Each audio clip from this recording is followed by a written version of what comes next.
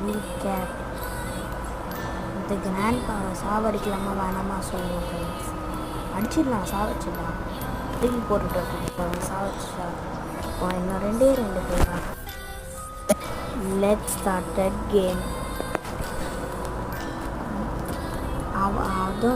அவனா அதே க்ளூ தான் ஃப்ரெண்ட்ஸ் கொடுத்துருக்கா. அவங்க ரொம்ப குண்டாக வரதுனால எதுவும் இல்லை. அப்பாடா ஒரு வழியாக எடுத்துட்டோம் ஃப்ரெண்ட்ஸ்.